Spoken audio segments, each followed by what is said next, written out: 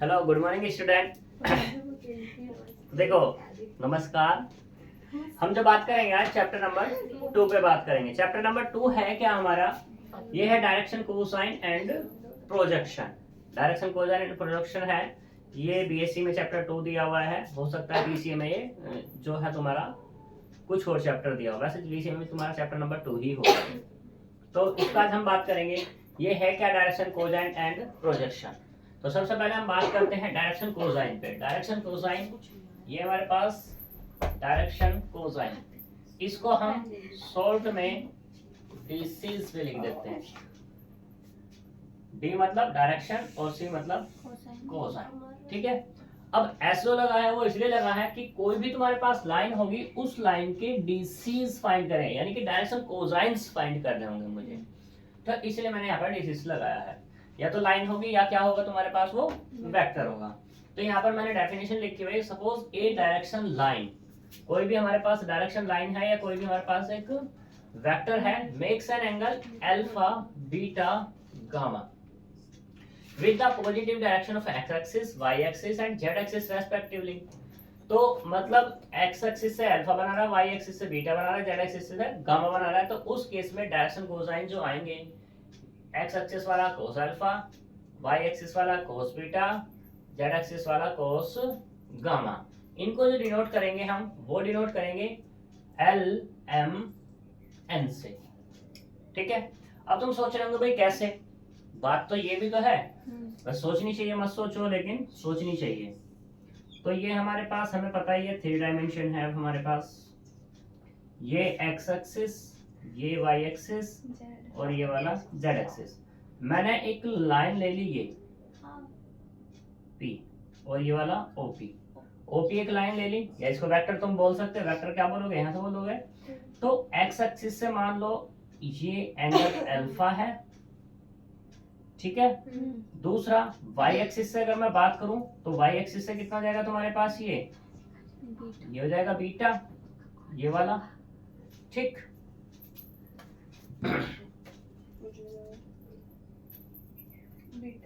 ठीक है। और z एक्सिस से अगर मैं बात करूं तो z एक्सिस से कितना हो जाएगा तुम्हारे पास, ये y और बीटा, ठीक है।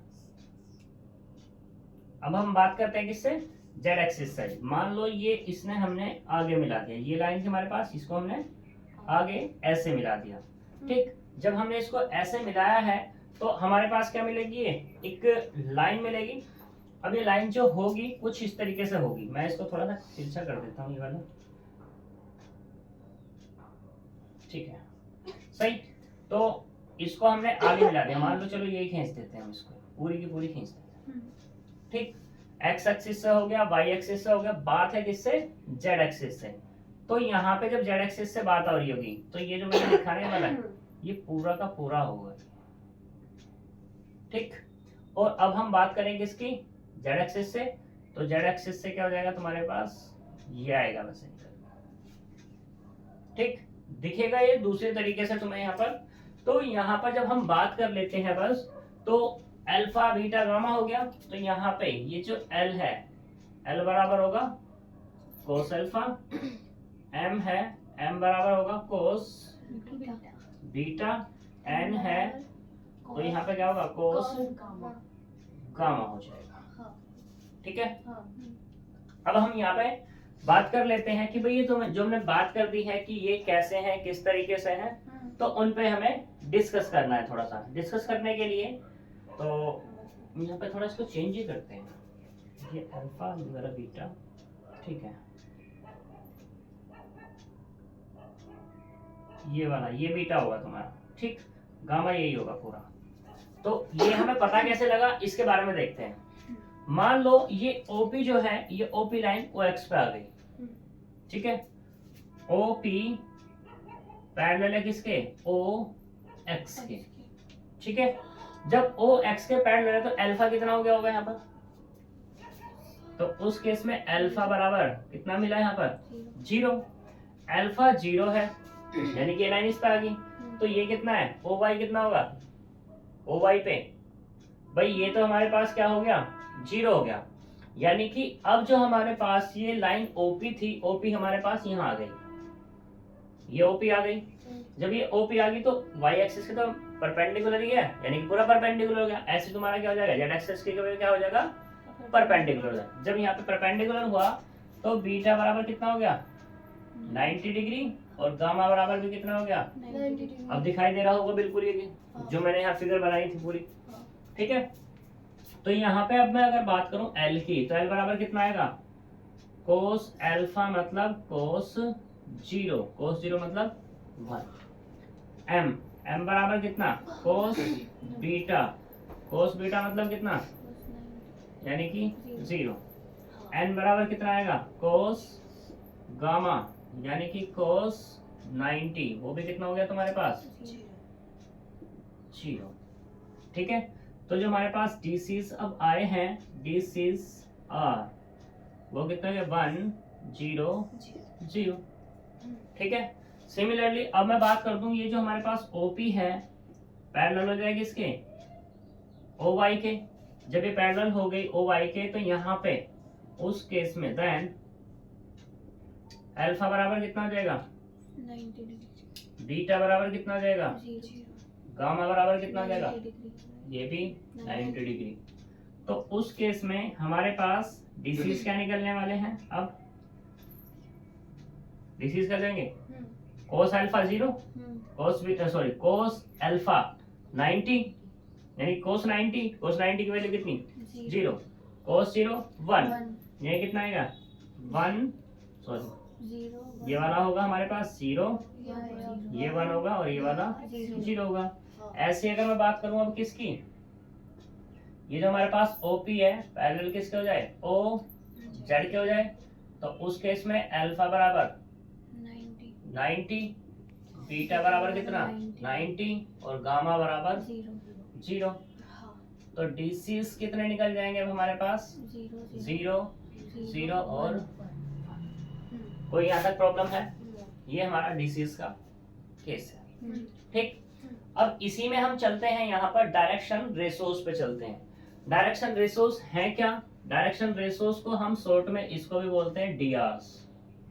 क्या बोलते हैं इसको, डीआरस।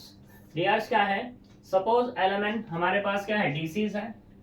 हमने मान लिए कि एल एम और एन ये हमारे पास क्या है, डीसीज है ऑफ ए लाइन, कोई भी लाइन है हमारे पास, और ए वेक्टर, या तो लाइन है या क्या है हमारे पास, वेक्टर है। देन एनी 3 नंबर, कोई 3 नंबर्स आई ए बी सी, तो वो क्या होंगे, प्रोपोर्शनल होंगे किसके, एल एम एन के।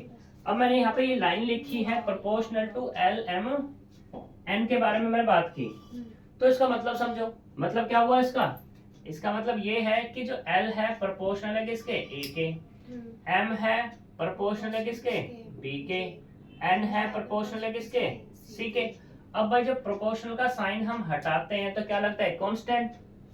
तो एल बराबर कितना, मान लो के ए, एम बराबर भी कितना आएगा तुम्हारे पास, के बी, और एन बराबर कितना आएगा, के सी हो जाएगा, क्योंकि प्रोपोर्शनल तो सेम ही रहने वाला प्रोपोर्शनल साइन। तो उस केस में यहां से अब तुम वैल्यू जब निकालोगे तो के की वैल्यू कितनी निकलेगी, एल अपॉन ए, के बराबर एम अपॉन बी, और के बराबर एन अपॉन सी। अब सारे के सारे के बराबर हैं, जब ये के बराबर हैं तो इसका मतलब क्या हो गया, आपस में बराबर होंगे, एल अपॉन ए बराबर एम अपॉन बी बराबर एन अपॉन सी, और ये बराबर किसके हैं, के। तो ये लाइन वही लिखी है, are call direction ratios of the line और वेक्टर्स। क्लियर है तेरी बात यहाँ तक? अगर इसमें कोई डाउट है तो बताओ, नहीं तो आगे चलते हैं। अब हम चलते हैं रिलेशन बिटवीन डायरेक्शन कोसाइन, ठीक है। जो हमारे पास ये एलिमेंट निकले हैं इनमें एक रिलेशन है, वो क्या है उस पर हम बात करते हैं, और ये रिलेशन मोस्ट इंपोर्टेंट है क्वेश्चन करने के लिए।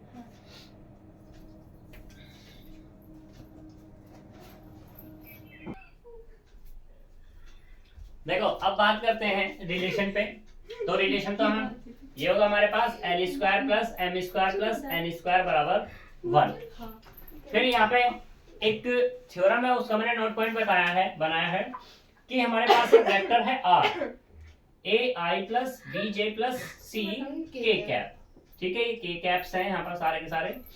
तो अब हम यहाँ पे बात करें इस वेक्टर में, तो ये जो ABC दिखाई दे रहे हैं ये होंगे हमारे पास drs, और अगर बात करूं मैं किसकी dr से किससे DCs फाइंड करने के, यानी कि LMN, तो L जो होगा वो होगा DCs, NBDCs होगा, NBDCs L बराबर होगा a upon square root of a square plus b square plus c square, ऐसे ही m बराबर होगा b upon square root of a square plus b square plus c square, n बराबर होगा c upon square root of a square plus b square plus c square.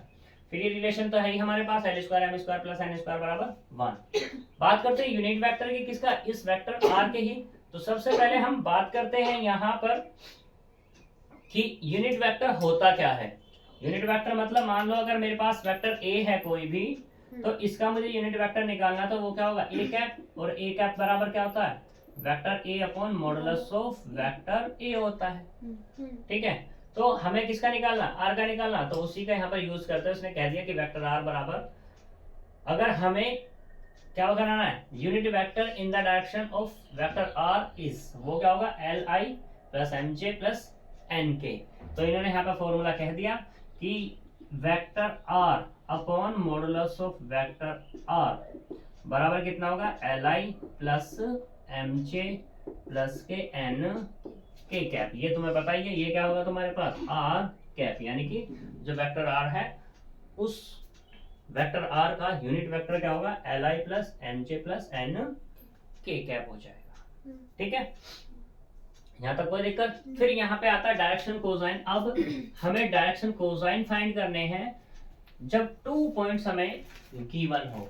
तो उस जब 2 points हमें गिवन होंगे तो उन 2 पॉइंट्स हम निकालेंगे सबसे पहले डीसीज।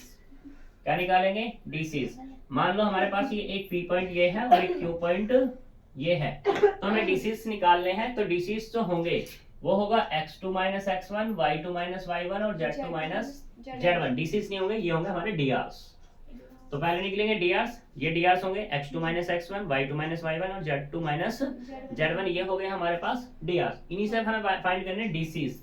तो डीसीज क्या हो जाएगा, डीसीज हो गए x2 minus x1 upon pq, y2 minus y1 upon pq, z2 minus z1 upon pq। बात करते हैं कि pq क्या है। तो ये जो pq है यहाँ पर, ये pq है हमारे पास डिस्टेंस, और डिस्टेंस क्या है ये x2 माइनस x1 का square plus y2 minus y1 का square plus z2 minus z1 का स्क्वायर। ठीक है, तो ये क्या हो जाएंगे हमारे पास pq, क्या बन जाएगा यहाँ पर, ये डिस्टेंस है वो यहाँ फाइंड कर लेंगे। अब हमारे पास ये एग्जांपल दिया हुआ है, एग्जांपल में बात करते हैं। Find the DCs of a line whose, हमें डीसीज फाइंड करने हैं। एक लाइन हमें दे दिया, उस लाइन के डीआर हमें दे दिए कितने 2, 3 माइनस के 6। तो देख लो, हमने तुम्हें बताया था अभी थोड़ी देर पहले कि जब तुम्हारे पास क्या हो, ए हो, बी हो और सी, यानी कि ये क्या है तुम्हारे पास डीआर्स हैं। जब ये डीआर्स है तो डीसीज फाइंड करने का फॉर्मूला क्या था, L equal to a upon square root of A square plus B square plus C square. m बराबर कितना था, b upon square root of A square plus B square plus C square, और n बराबर था c upon square root of A square plus B square plus और ये सी square. ठीक है, तो यहाँ पे पहले क्या निकाल लो, हम इनको लेट ही कर लेते हैं। Let a b c equals to 2, 3 और माइनस के 6, यानी कि ए बराबर 2, बी बराबर 3 और सी बराबर माइनस के 6। स्क्वायर रूट निकाल लो, square root of A square plus B square plus C square बराबर स्क्वायर रूट ऑफ 2 का स्क्वायर प्लस माइनस 3 का स्क्वायर प्लस और ये 6 का स्क्वायर, 36, 40, 7। ठीक है, तो क्या मिलेगा 7 मिल गया। तो अब यहाँ पे हम फाइंड कर सकते हैं कितना, डीसीज फाइंड कर सकते हैं।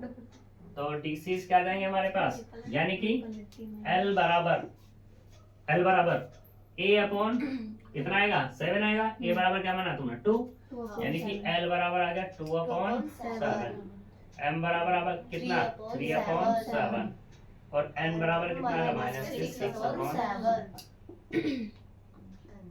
ठीक है जी, नेक्स्ट क्वेश्चन पे चलते हैं।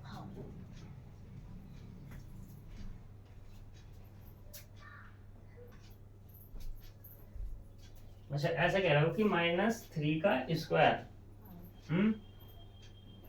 इसका फायदा उठाया हमने। चलो भैया हम नहीं उठा रहे। -6 का स्क्वायर। अब तो ठीक है, करो जल्दी से।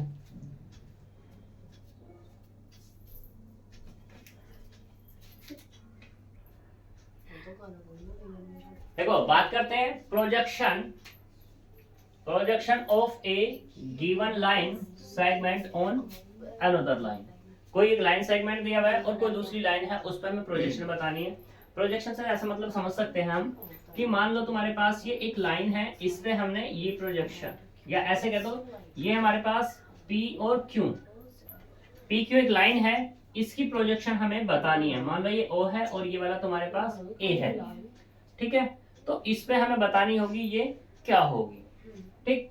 तो बात कर लेते हैं यहाँ पर projection of a line joining the point. मान लो हमने एक पॉइंट माना है ये P और दूसरा माना है Q on a line whose direction cosine, जिसके डायरेक्शन कोसाइंस क्या है, L M N है, उसके हमने पॉइंट माने हैं। तो प्रोजेक्शन क्या आएगी हमारे पास, ये होगी L x2 - x1 plus M y2 - y1 plus N z2 - z1। अब तुम सोच रहे हो कि भाई ये लिख क्या दिया, ठीक है। तो हम इसको इस एग्जाम्पल से दिखाते हैं कि हमने लिखा क्या है। तो इसने कहा 4 पॉइंट है P Q R S R 4 points, find the projection of P Q on R S। तो P Q अलग चाहिएगा और R S अलग चाहिएगा, ठीक है। तो इसने कहा P Q on, P Q पे है, P Q पर है, ठीक है। P Q on R S, ठीक है। ऑन किस पे है, R S पे। किसकी निकालनी है, P Q की, यानी कि R S पे निकालनी। तो सबसे पहले मुझे क्या चाहिएगा, R S ही चाहिए, यहाँ पर L M N चाहिए, ठीक है। नाउ उससे पहले R S हमें पता है DCs ऑफ R S चाहिए हमें।